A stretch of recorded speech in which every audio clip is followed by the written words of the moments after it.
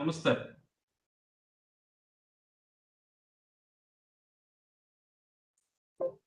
Sir ನಮಸ್ತೆ sir. Sir PPT share ಮಾಡ್ಕೊಂಡಿದ್ದೀರಾ sir? Share ಮಾಡ್ತೀನಿ ಸರ್.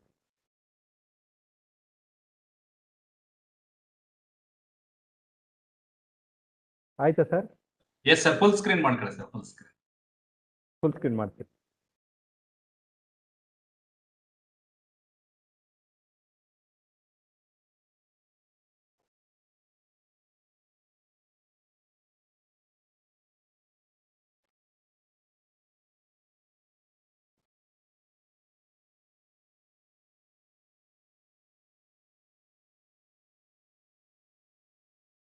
Okay sir. ಇದೆ ಸರ್, ಫುಲ್ ಸ್ಕ್ರೀನ್ ಆಗ್ತಾ ಇಲ್ಲ ಇದು. ಇದು ತೊಂದರೆ ಇಲ್ಲ, ಇದು ಕರೆಕ್ಟ್ ಆಗಿ ಇದೆ. ಬಟ್ ಇಲ್ಲ, ಯಾಕೋ somehow I think I don't know why. Otherwise you share ಇದು ಅಪ್ಪರ್ ಲೋಯರ್ ಯಾರೋ ಓದ್ತಿ ಸರ್, ಅದು ಚೇಂಜ್ ಆಗುತ್ತಾ ಪಿಪಿಟಿ ನೋಡ್ತೀನಿ ಸರ್.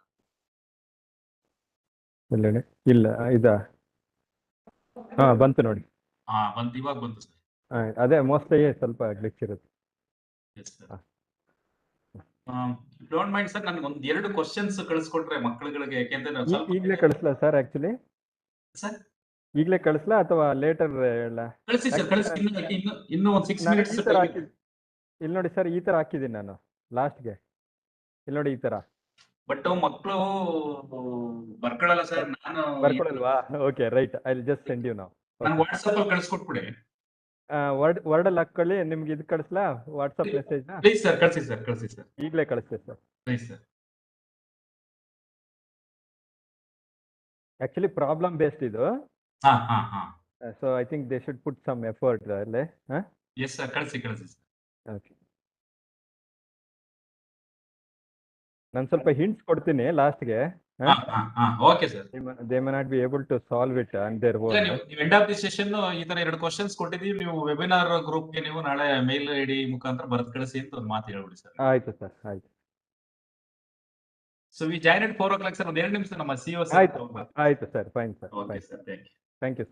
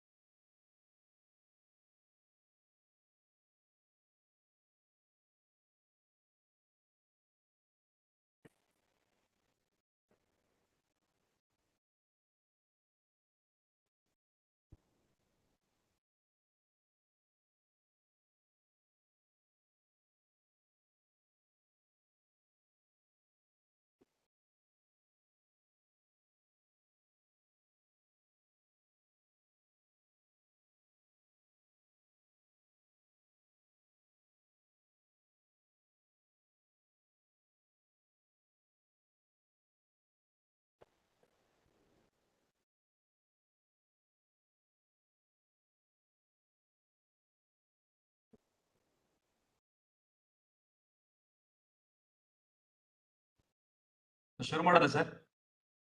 Yes sir. ನಮಸ್ಕಾರ ಸರ್. ನಮಸ್ಕಾರ sir. So, a small introduction about you, sir.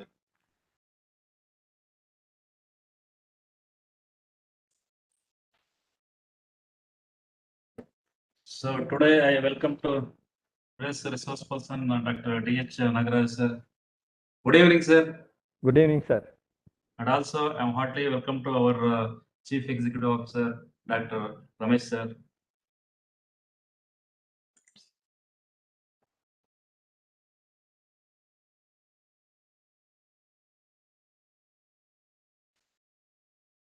And I also welcome to our Academy Chairman, Dr. Ayappan, sir. So I give a small introduction about the today's resource person, Dr. D.H. Nagaraj, sir, talk on chemistry of electrolysis. So Dr. Nagaraj, sir, DH is having 21 years of research experience worked in the field of energy storage and conversion devices and sensors. And Nagaraj sir completed his MSc from Bangalore University in 2001. So sir, 2001 joined SSMRB Degree College as a lecturer. 2003-2005 worked as IAC Bangalore as a junior research fellow, Indian Space Technology Center sponsored project on polymer electrolytes and its applications. And in 2005-2010 worked as a PhD scholar, Nobel lecturer, Sir C.V. Raman founded Research Institute, Raman Research Institute. And 2011-2030 worked as a postdoctoral fellow at Linköping University, Sweden, on the paper batteries. 2013 to 2015 worked as a production fellow at King Abdullah University of Science and Technology, KSA of supercapacitors. 2015-2017 worked as a scientist and head of the selective finishing department, Autotech India Private Limited. In 2017 to 2020, Associate Professor, Center for Nano and Material Sciences, Jain University, Bangalore. Currently working as a professor of Reva University. Dr. D.H. Nagaraj sir have some awards. Karnataka Science and Technology Innovations Award for by general public by KSTA, Government of Karnataka in 2022. And recipient of Dr. N.G. Patel Award at the 13th National Seminar on Physics and Technology of Seniors University, Sensors University of Pune, India in 2008. And also co-authored Best Paper Award from Vision Group of Science and Technology, Government of Karnataka, India 2011 to 2012. Also, he published about 50 research articles in reputed international journals with the Giant Index of 21. Delivered of 15 presentations of different institutions, universities, and colleges. So review more than 15 international journals. Okay, thank you, sir. Over to you. Thank you very much, sir, for your kind introduction. Thank you very much. I would like to thank Dr. Ramesh sir and Dr. Rayappa sir, who has been doing extremely well, good job as KSTC Sarathi is like a Krishna in Mahabharata. So they are doing really a fantastic job, and I thankful them for opportunity to talk to the youngsters, like a few young few mind of this country and future citizens of our country. I am very thankful to this. And yeah, so today what I plan to talk is something about chemistry of electrolysis. Electrolysis, you all know that it's a very fundamental phenomenon in electrochemistry. When I chose like the topic behind this choosing is the main reason is I'm working extensively on electrolysis. So though it is a very old topic and it's been there in all the subjects in all the chemistry topic related field, but still it is highly relevant even at the 21st century. This century also it's highly relevant. That is purely based on that. I will give an example straight away before coming to my full content of the talk. No, nowadays, we have a full the energy demand. Energy demand is very high. Like the energy, there are so many energies, the solar energy, and then wind energy. So many things have been explored. So we along with that, we have also like hydrogen energy. So the people want to use hydrogen combine with oxygen to get a water as a byproduct and get electricity out of it. That's a completely green technology. So that how do we produce the hydrogen is a big challenge. There are various methods that have been produced there, but actually, yeah. Sir, am I audible? Am I audible, sir? Oh, sorry, sir. Am I audible, sir? Yes, sir, audible, sir. Yeah. So there are various sources of energy, and of course, hydrogen is the best one because you use hydrogen and oxygen, produce combine these two and get water. And again, by using electrochemistry, that is electrolysis, the concept of electrolysis, you can make again the reproduce hydrogen. Like you can reproduce hydrogen and oxygen. So that is like electrolysis of water. So that is very, very relevant now in the field of research.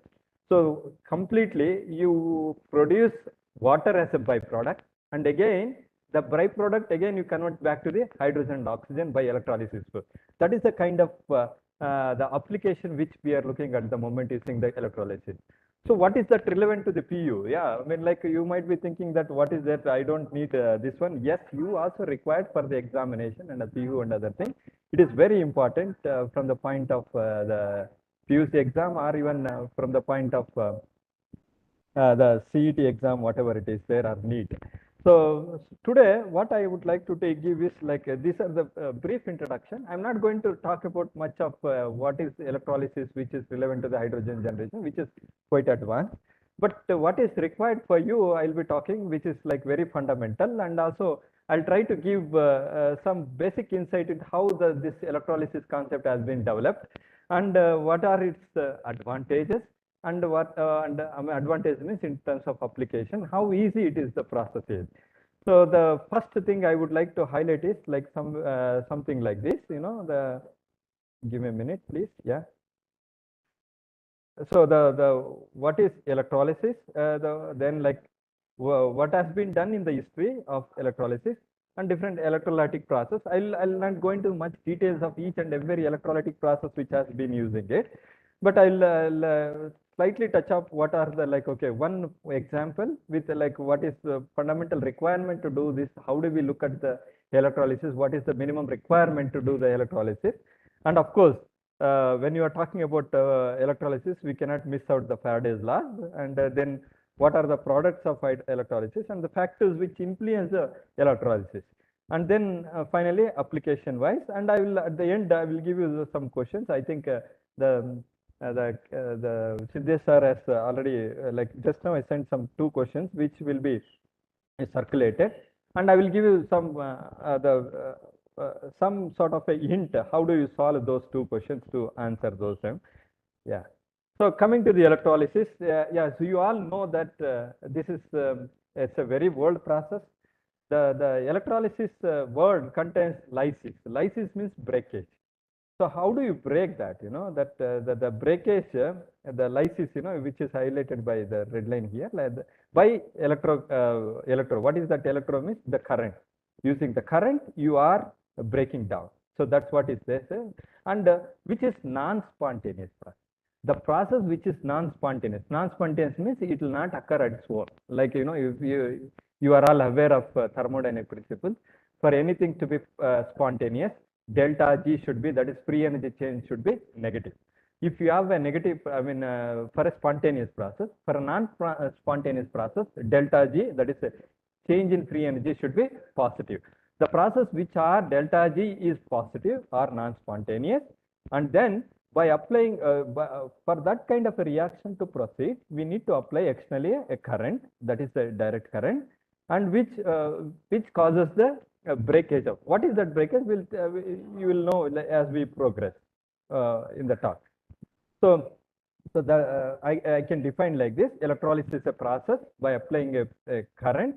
So, to an electrolyte, the producing a chemical. I mean, like you drive a chemical reaction using an electric current, that is direct electric current.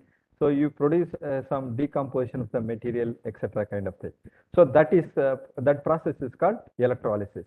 So what is that minimum required? Of course, every process is the minimum activation energy which is required to do the process. I mean, like, okay, the activation energy which is required, we have provided in terms of the current, and of course that we measured in terms of the voltage. That minimum voltage is required to break the chemical compounds, that is decomposition of the material. We have many application of it that will come later. So that is what is that electrolysis required. What is that setup that is required? We know that we need an electrolyte, we need an electrodes, and of course external power. Very simple. Of course, these are later an exchange membrane, salt bridge, and all. Of course, this is for a different kind of setup we can use it. We not necessary to have this one, but minimum requirement to do the electrolysis processes, you need an electrolyte and an electrode. And of course, we need an external power to supply DC current. So that is the minimum requirement. So this is represented pictorially here. You have a electrode which is gray and the red, and of course it is dipped in the electrolyte medium, and then external circuit we provide a current. Okay, so then what are its characteristics? Please remember, I know if you are after this, please remember, no, the electrode should be a electronically conductor. So electrode should be a electronically conductor. Okay, electrode should be electronically conductor, and then electrolyte should be a ionically conductive. So the electrode always, when you use it, like if any, like it's like 2 electrodes minimum we use it. So it should be a electronically conductor, and the electrolyte usually will be a ionically conductor. So if I say ionically conductor means, does it mean that that electrons doesn't pass through this? Yes, it doesn't. It should not allow the electrons to pass through this electrolyte. In case if electrolyte conducts the electrons, what happens is these will get short circuited. So that means that the electrolyte should not leak the electrons from the electrode surface to the electrolyte. So at that which means that electrolyte should be completely electronically insulated, but it should be highly ionically conductor. So these are the prime requirement to be used as an electrolyte and the electrode. So that I'll repeat again. So electrode should be electronically conductive, and electrolyte should be ionically conductive. And of course, these are connected. Once if we have a two electrodes which are dipped in electrolyte medium, we will connect to the external sources, so that by applying a current using this external source, so we can drive some reactions either onto the electrode-electrolyte interface, or that means that just on the electrolyte, or complete the or we can even dissolve one electrode itself. So this is something which we deal in the extensively in the electrolysis process. This I will come little bit later. So what happens, like, okay, so there are 2 electrodes, right? We always use the terminologies to anode and cathode. So in a typical electrochemical cell or electrolysis process, we use an anode and the cathode. What happens at the anode is at the anode we will do the oxidation process. At the cathode we will do the reduction process. What is that oxidation which we do it? So what is the oxidation means? Removal of electrons. So when you do the removal of electrons, when you remove the electrons will allow to pass through the external circuit. So I just mentioned you, it should be electronically conductor. That means that it can carry the charge.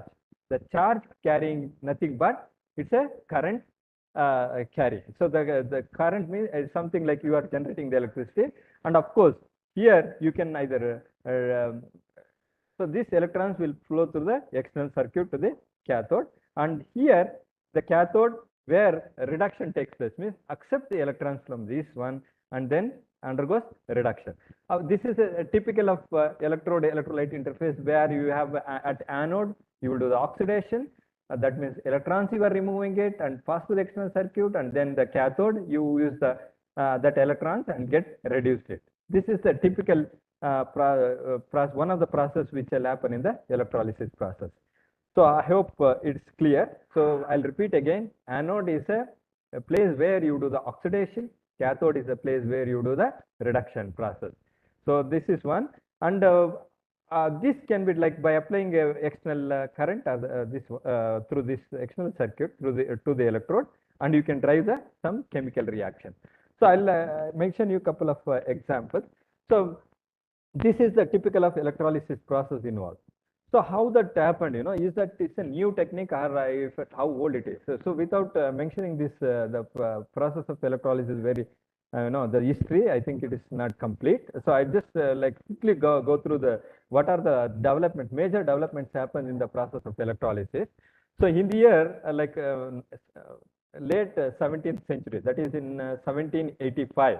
So Martin Mahm, a Dutch scientist, so using electrostatic generator, he was able to reduce the tin, zinc, and antimony from the salt. So I'm mentioning here able to reduce the tin, zinc, and antimony. That means that tin 2 plus, that is the salts of tin and zinc and antimony of the respective salts will be reduced as a tin and zinc and antimony using the electrostatic. See, we might wonder that time where was the electricity? So that is a question which always, when we received electricity from Bangalore, remember this, and I don't want to get in like explaining briefly, like all the information. The first city to receive the electricity in Asia is Bangalore. So with that, I'll just move on. See that when it's in the almost like a 19th century, whereas like this was done in 1785. So this is the kind of the knowledge they had and developed in the beginning of late 17th century by using electrostatic generator. What is that? It's just like when you rub your hand or onto the shirt or something, you get a lot of static charges. When you touch it, you generate a lot of the electrons will flow. So similar way, so they were able to use that electrostatic generator and they were able to do this reduction process. It's sort of a like a plating process. So that is in the late 17th century. Later, what is that development happened by William Nicholson and then Colze? They used a voltaic pile. Voltaic means it's sort of a battery, which are what they did. They kept the leads on two different vessels having a electrolyte medium, and then they've connected, and then they were able to do some. They were able to observe few bubbles coming out of that vessel. So that means that something is happening there. So that that's what is the one miracle. They observed. That is a very fantastic observation they made by Nicholson and Colse. So what is the? Like I just skipped this slide. Of course, later on, a lot of this one have been made, and later developments in this field is not very late actually. From 80s to the 90s, 1791, the Galvani used the frog-like experiment. You might have seen this one, heard in the basic textbooks or somewhere in the videos. So that he was used to two dissimilar metals and place it in the frog, this one, and they're able to see the electricity. So this is the other development which have made by the Galvani.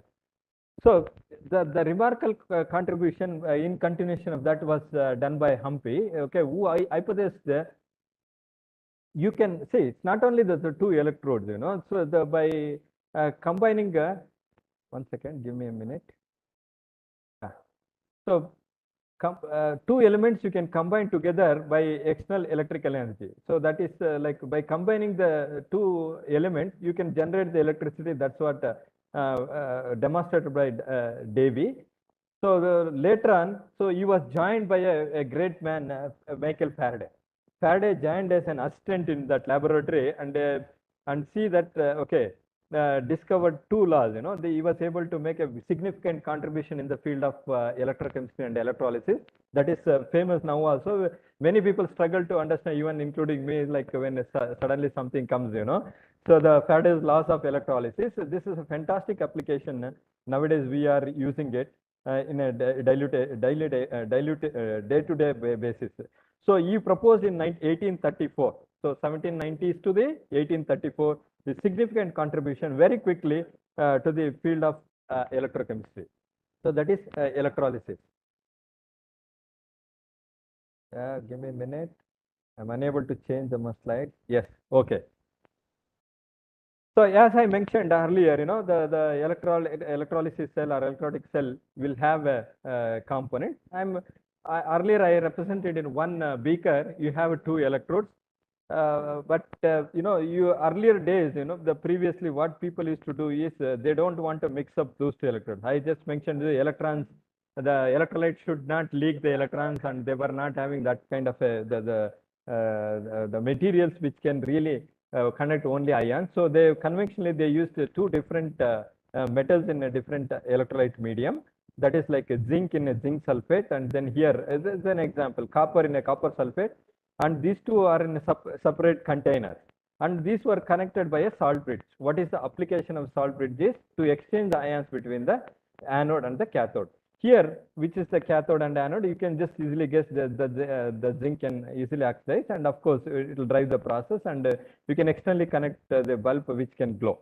So that the voltage which you can generate is about 1.1 volt. So these are all some of the basic things which we use it in electrolytic cell. So what is that made up of? So I just mentioned you earlier that it could be a metal, or even it can be like a graphite or semiconductor material, which is like really conducts the electricity. Then the choice of this material depends on the what is that requirement means, like which one to choose depends on the chemical reactivity between the electrode and electrolyte medium. So that based on that, I think like once if you understand completely the basic concept, you will be able to judge which is the suitable material to choose as an electrode material. Okay, what is that happens in the process of electrolysis is that interchange of ions and atoms. That is like interchange of ions means, suppose I take an example of sodium chloride. I will show you that later with animation. Sodium plus, if when you do the electrolysis, sodium plus is get reduced to the sodium. So that means that you are interchanging the ion to the atom. So that's what is written, interchange of ions and atoms. So ions are becoming atoms when you do the electrolysis process. Of course, reverse also it is possible. The atoms can be converted to the ions. So that is driven by from the external circuit. Give me a minute, please. Yeah. Am I audible? Can you please confirm? Yeah. Oh, thank you very much. Audible. Yeah. So on passing the current, so cations move to the cathode, just as I mentioned earlier that like okay, at the anode you do the oxidation process, at the cathode you do the reduction process. So that is what we do it in a conventional electrochemical cell, or the electrolysis cell. So to give an example, suppose if what is that? If I always talk about the something like okay, the salts which you do the electrolysis and forms like the respective metal there. And if you have a solid, yes, it is like if you have a neutral atom or something like that, it can be deposited as a cathode. So when you do the electrolysis process, if it is a solid, it gets deposited as a cathode. What if it is a gas? So it is not necessary to be there into the electrolyte medium, right? It just evolves like what the Galvani observed is in the frog. The gases which will evolve there. So that which with gases which move upwards. So that means that it is something like reduction process or oxidation process is driven over there. So usually what happens is that the anions, like the electron rich people will give away their extra electrons that will get oxidized. So the removal of electrons is oxidation process. So the electrons are released and move across to the circuit. And same thing it is written here in terms like in the next text. So the text even I can circulate these slides, maybe if it is useful you can read out. So the final statement what I like to make here is the electrolysis process involves simultaneous oxidation or reduction process. Oxidation takes place at the anode and the reduction takes place at the cathode. So simultaneously oxidation and reduction takes place. So that's removal of electrons and utilization of electrons to reduce it. So to give an example, So we have taken here like a little bit animation in animation form, the sodium chloride. Of course, like okay, you take it in an electrolyte medium. Okay, the when you pass the external electric current, Na plus, say in the sodium chloride electrolyte means like Na plus and Cl minus are apart. So Na plus which undergoes reduction, that means that Na plus takes the electron and become a sodium metal which gets deposited onto the cathode. That's what we are mentioning. So what is that then anode? Anode is, see, excess of electrons. I made a statement in the previous slide that excess of electrons, whatever it is, it gives away, and that means that it undergoes oxidation. Any electron releasing process is called the oxidation process. So the chloride ion, whatever chloride ion which is present in the solution and converted to the chlorine gas at the anode. So this is what is the basic electrolysis process using the sodium chloride we observe. So this is one example. You can, I mean, I can go on giving examples like this.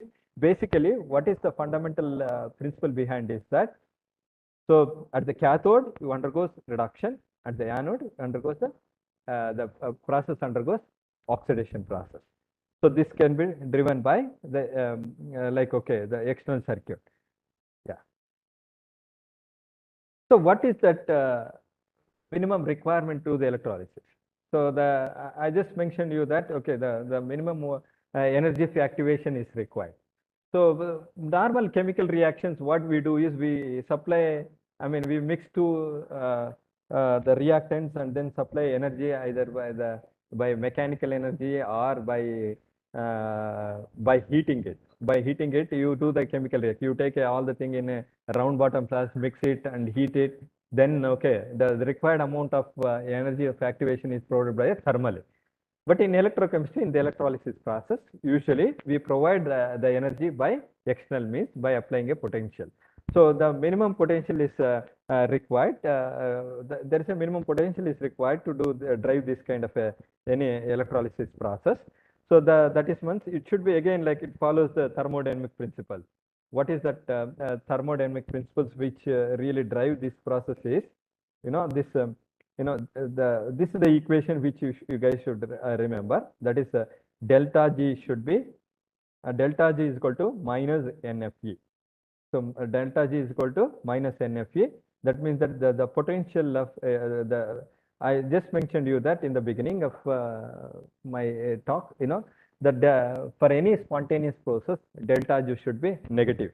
So delta G should be negative means, so the N is number of electron transferred in this equation. N is number of electron transferred, F is the Faraday's constant, the E is the potential. What is that? That can be related to this, okay, or something like this.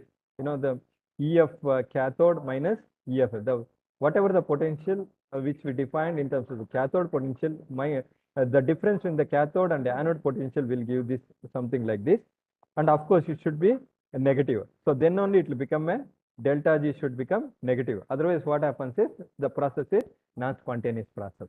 So for that, to make it more delta G should be minimum potential is required. That is called that is electrochemical potential or electrode potential or cell potential. So above that, all the reactions will be carried out. Yeah. So that again, like, so this is same thing is repeating here. So the ions or whatever is the process to be driven is externally will supply by applying a potential. So finally what we are doing it here is conversion of electrical energy into chemical energy. So or even other way also we can do it. The chemical is into electrical. So the mostly here conversion of electrical energy into a chemical energy. So that's what we do it in this kind of a processes. Yeah. So what is that basic requirement? Are we just simply doing the electrolysis process? We deposit, it's fine. That's all okay. That story is very good, and we can do many applications. But what is important of this the slides is that is Faraday's law. The Faraday has really quantified how much of material is deposited, how much of electricity is required, or something like that. So the quantification of this electrolysis process was done by Faraday. So I would say this is quantification.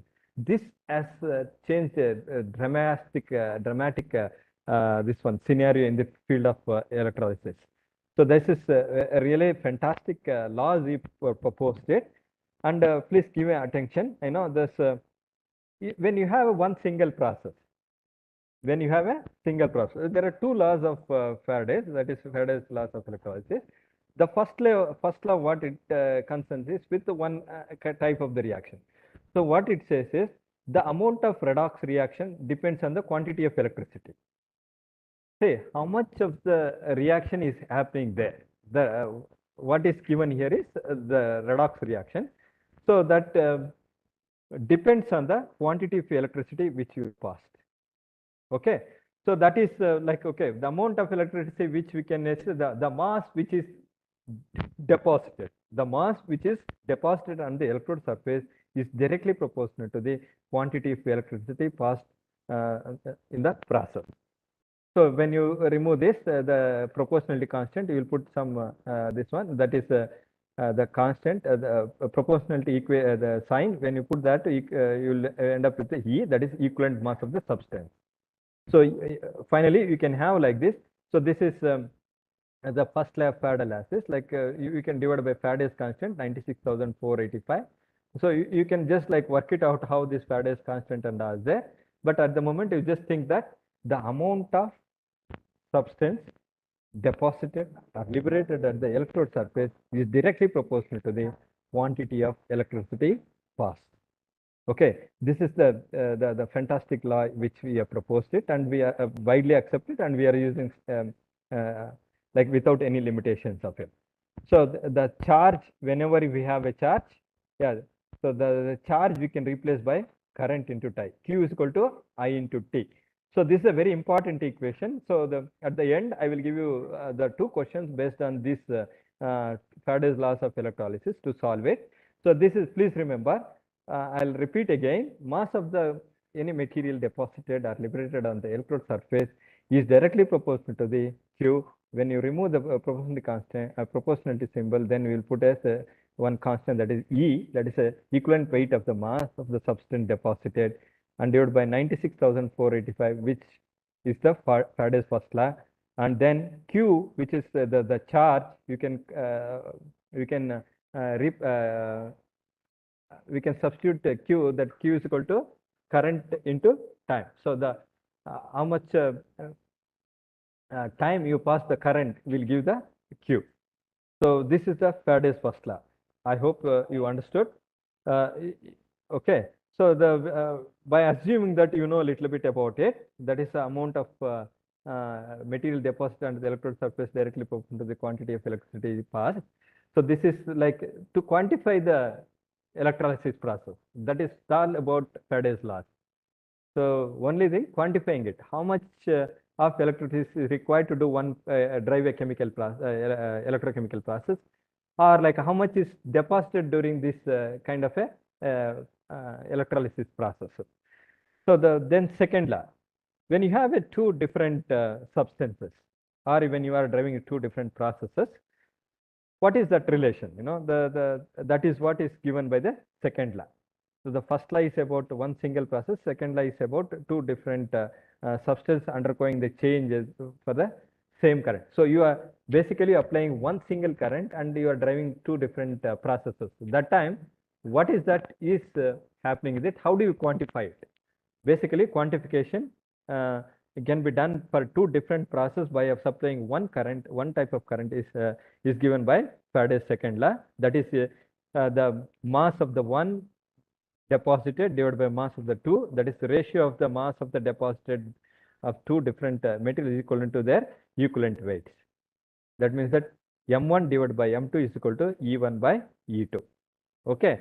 So this is what is given by the Faraday's second law.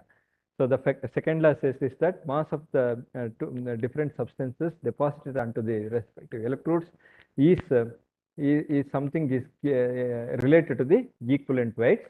How does it relate? M1 by M2 is equal to the E1 by E2. That is where M1, M2 are mass of the different substances, and then E1, E2 their corresponding equivalent weights. Okay, to give an example. So this is a, you look at this, you have a like a the setup like this. You have a silver chloride and then magnesium chloride and then of course the ferrichloride. So how do you, is it necessary to only two substances? It's not necessary. You can go for the multiple multiple processes also. Here, given example, you should not be thinking that it is applicable to only two different substances. So just to get an idea, given the equation I given for two substances, you can go for multiple steps. How does it related? So when you do the electrolysis process, the silver chloride which is taken here can be converted to the silver, deposited. Silver is deposited onto this electrode, and then similarly magnesium is taken in the center. Center container, so which will be reduced. Magnesium 2 plus is converted to the magnesium. Here you see that silver taking up one electron becoming silver, and magnesium 2 plus, it requires two electrons to undergo reduction. So that is I told you, right, addition of electrons is called a reduction process. So the magnesium 2 plus undergoes reduction by accepting two electrons to form a magnesium. This in the bracket it's maintained as solid. That means that it's getting deposited. Then if you take an ferric chloride, what is the oxidation state? It's about this is a +3 oxidation state. It can accept 3 electrons to become iron 0. That means iron is getting deposited. So how does it related as per the Faraday's second law? So the amount of silver, magnesium, and iron deposited is given by the WAG is to the, like, okay, magnesium is to iron.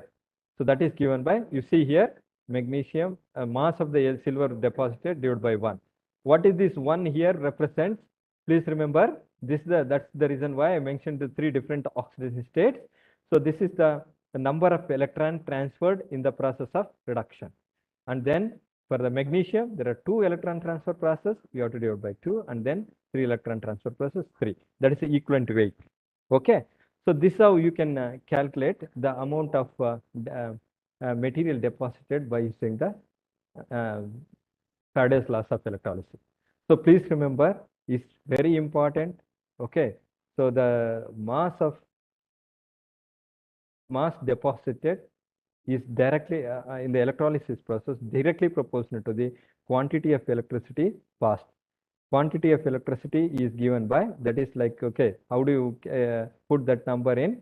How do we know that's a charge? That is I into T. That is the current passed for a particular time, that you can control from the external source. So once if you know that parameter, and you can calculate easily the amount deposited onto the surface. So you know the equivalent weight. Equivalent weight easily you can get it. That's a standard number. So from this you can calculate the amount deposited onto the surface. Okay. So yeah, I think just give me a minute.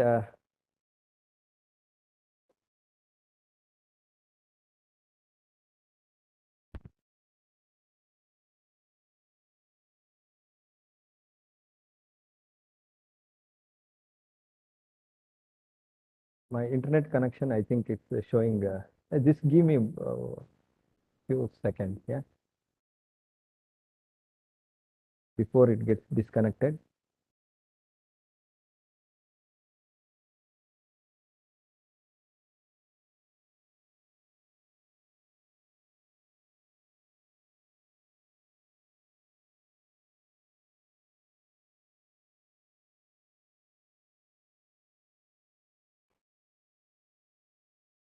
Hello, sir.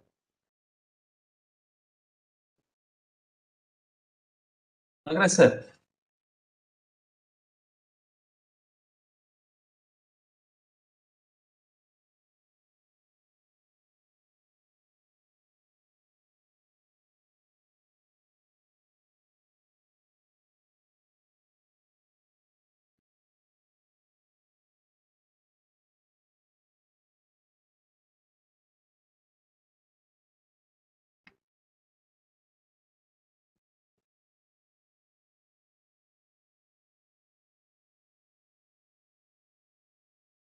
Audible, sir. Sir. Sir, audible. Oh, okay. Thank you.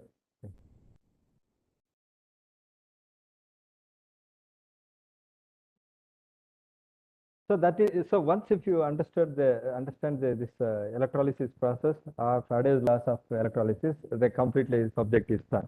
You can do the any kind of answers for your exam, and also if you understand properly the interpretation of this Faraday's laws, you can do any kind of a research, even advanced research in the field of electrolysis, you can do it. So that is the kind of application which is developed in 1835. So you see what is the time gap? The centuries together. Even if you think of that those days, nothing was there. Not subject was not developed, but still they were able to do that. That is a brilliant mind, and also of course the continuous effort to see what is happening.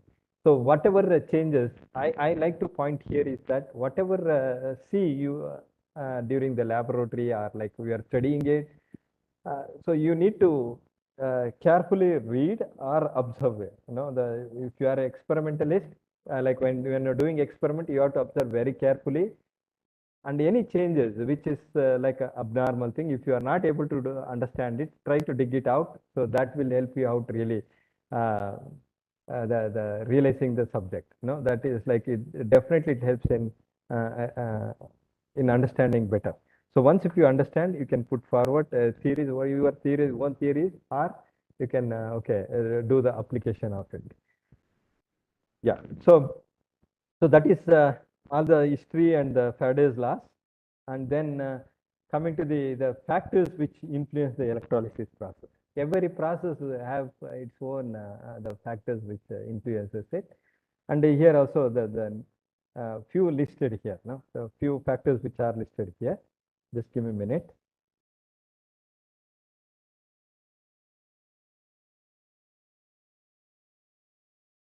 Yeah.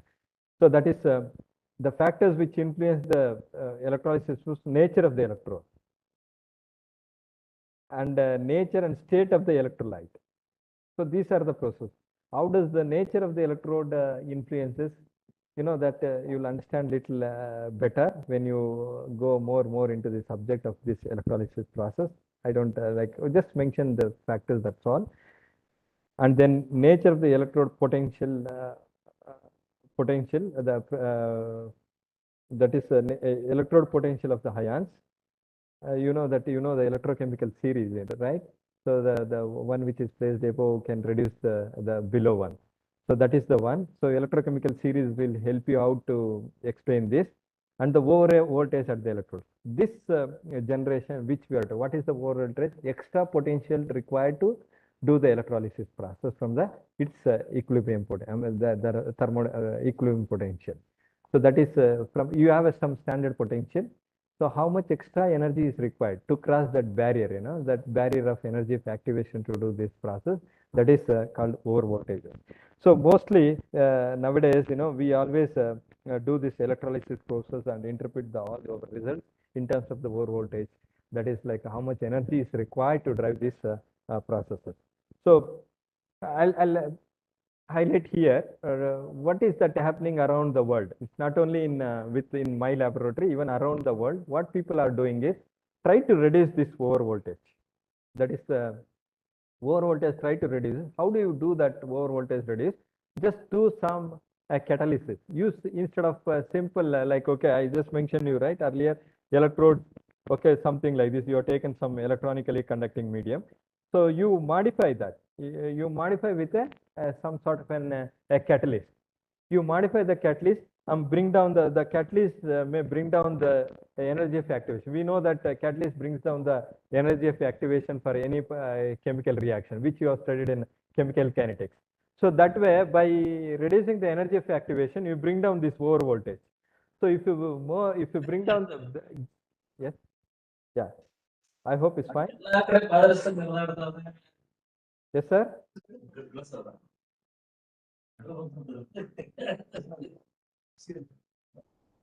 Sir,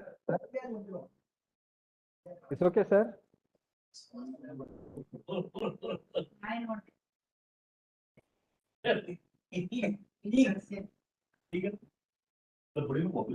Hello, sir. Sir, Am I audible, sir? Audible, sir. Sir, some disturbance, I I am think. sorry, sir. I'm sorry, sorry. It's okay, no? Can continue. I thought from audio. Yeah. So you can bring down the over voltage by using a catalyst. So that catalyst really helps in this. That's what has been doing this. In this field of research. Okay. So of course, that is also one of my research field. So I'm not going to details of this all my research topic. Understanding the okay the students' point of view. Okay, so what are its applications? There are a range of applications are there. In a couple of minutes, I think, like I have, I don't know, like maybe 5 minutes I'll talk, and then I will leave it for open to any questions which I can answer. Okay, so there are different applications are there. So that is for as Faraday's law says that equivalent weight. If you know the equivalent weight of one material, you can determine the equivalent weight of the other material. So that means the determination of equivalent weight of the substances. You can do that in the metallurgical process. For especially alkali and alkaline earth metals, the electrolysis process people use extensively. Purification of the metals and manufacture of the gases. And of course, the different processes are there. And I'll go through one by one very quickly. So I may not be able to explain completely how this has been done. But actually, by just passing the electricity, say from the Faraday's second law, you can determine the equivalent weight. If you don't know the equivalent weight of one of the material, that's unknown material, we call it as.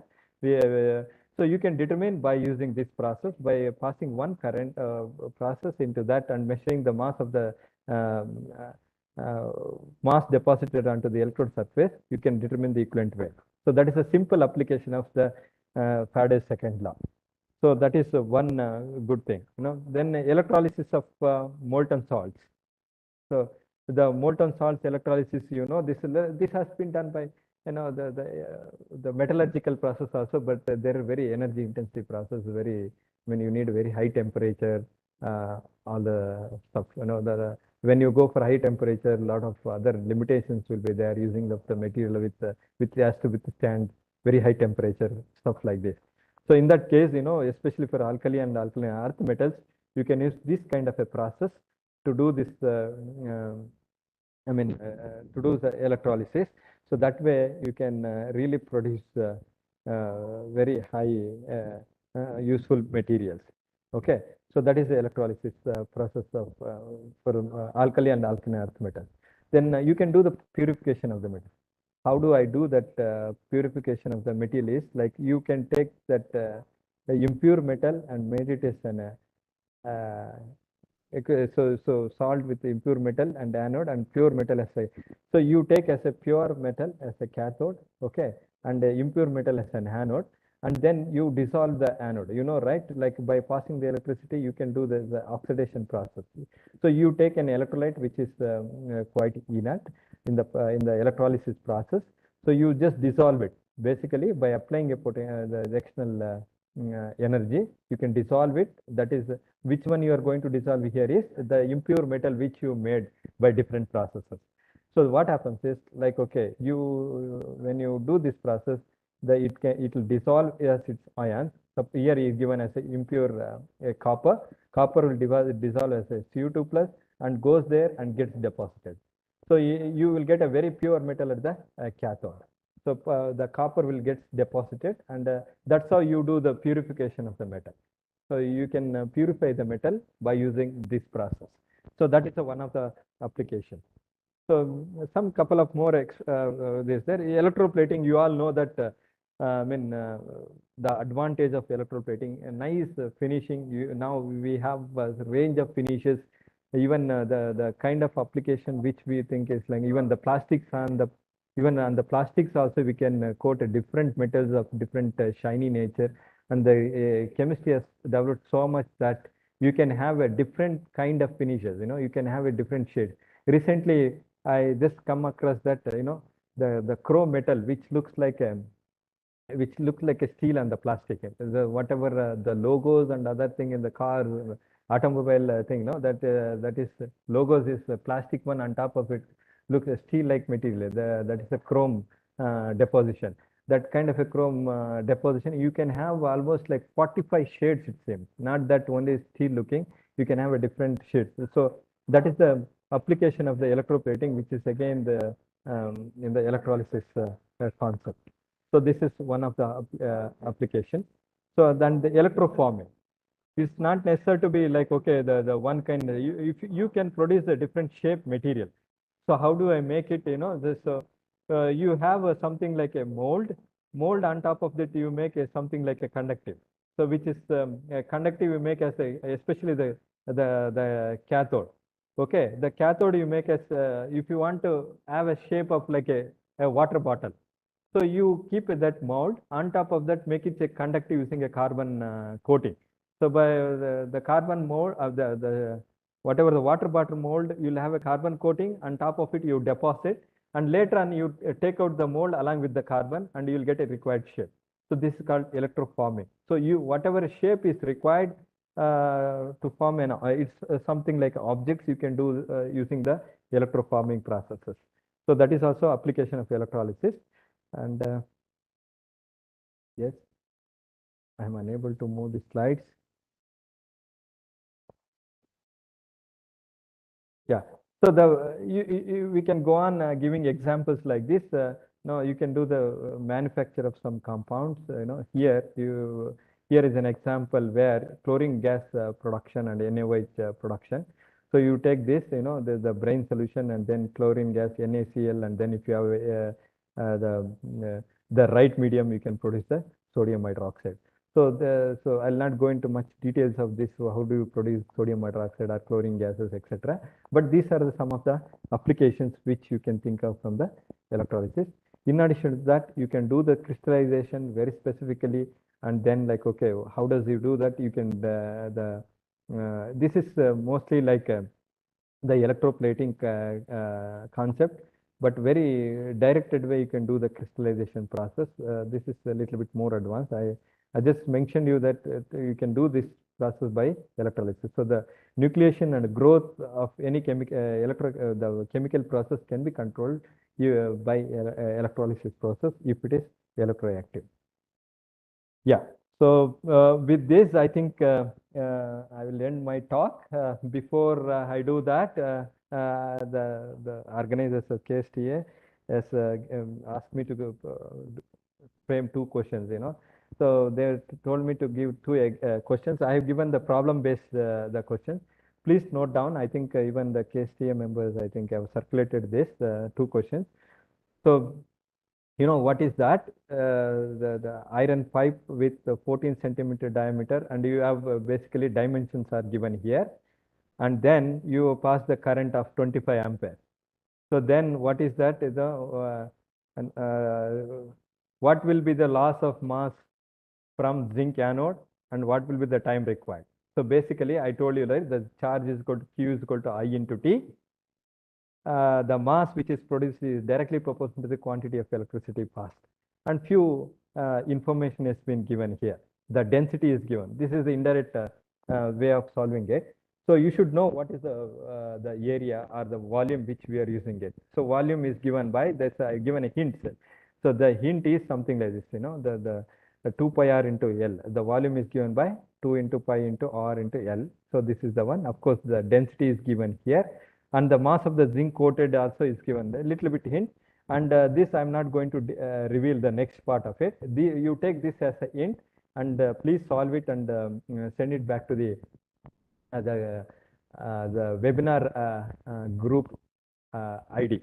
Okay, so please send the answers. This is the first question. And the second question is a current of 3 amperes is passed through the neutral water containing small amount of sodium sulfate for an hour. So that means that what is this given? Current has been given and the time has been. Calculate the amount of hydrogen liberated at 1 atmosphere pressure. So I just mentioned you that, okay, what is the process which is taking place at the process which takes place is like at the cathode, water will undergo electrolysis to form hydrogen gas, and the anode, what is that happening is oxygen, the reverse process. So the net reaction is something like this. and that is water undergoes electrolysis to form hydrogen and oxygen. This I mentioned in the beginning of the lecture. The hydrogen and oxygen you generate, and then okay, in the fuel cells use this hydrogen and oxygen again produce back this water. That's the beauty of this reaction. Is completely you can produce I mean, by combining this hydrogen and oxygen, you generate electricity. Okay, then by giving external electricity, you split into hydrogen and oxygen. This is completely a green technology. This is what is the future technology for a sustainable society. So then, this based on this hint, from the Faraday's laws, and you can, of course, the gas which one can release is 22.4 liter of hydrogen gas. This 2 moles of hydrogen means like something like this you need to calculate. Based on this, please calculate the hydrogen delivered at 1 atmosphere pressure. I hope you got some hints. Thank you very much for your attention. I thank once again the KSTA for having me, for giving an opportunity to deliver this lecture to the young minds.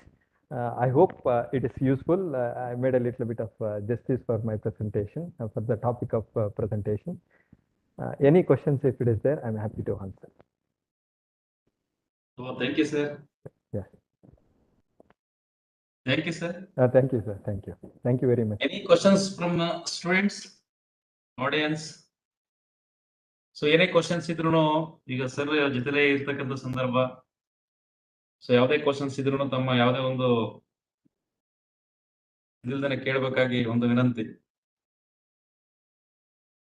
Sir ಯಾವುದೇ questions ಇಲ್ಲ chat box ಅಲ್ಲಿ ಕೂಡ. So ಯಾವ್ದಾದ್ರು questions ಇದ್ದಂತ ಸಂದರ್ಭದಲ್ಲಿ ನಾನು ಮೇಲ್ ಮಾಡಿ ನಿಮಗೆ. Please, sir, you can mail me, sir. You can send me those questions, sir. I'm very happy to answer. So today I have to give a wonderful talk on electrolysis. So this is very simple.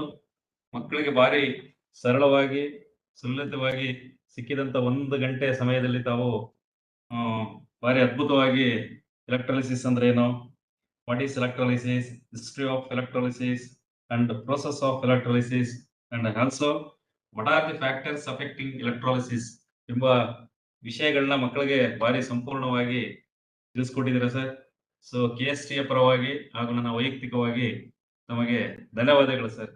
Thank you very much, sir. Thank you very much for the opportunity, sir. Thank you. So ಅದೇ ರೀತಿ ಈ ಒಂದು ಕಾರ್ಯಕ್ರಮಕ್ಕೆ ಹಗಲಿರುಳು ಶ್ರಮಿಸಿರ್ತಕ್ಕಂಥ ನಮ್ಮ ಮುಖ್ಯ ಕಾರ್ಯನಿರ್ವಹಣಾಧಿಕಾರಿಗಳಾದಂತಹ doctor AM Ramesh ಸರ್ಗೂ ಕೂಡ ಧನ್ಯವಾದಗಳು ಸರ್. ಸೊ ಅದೇ ರೀತಿ ಈ ಅಕಾಡೆಮಿ ಅಧ್ಯಕ್ಷರಾದಂತಹ ಪ್ರೊಫೆಸರ್ ಅಯ್ಯಪ್ಪನ್ ಸರ್ಗೂ ಕೂಡ ನನ್ನ ವೈಯಕ್ತಿಕವಾಗಿ ಮತ್ತು KST ಕಡೆಯಿಂದ ಧನ್ಯವಾದಗಳು ಸರ್.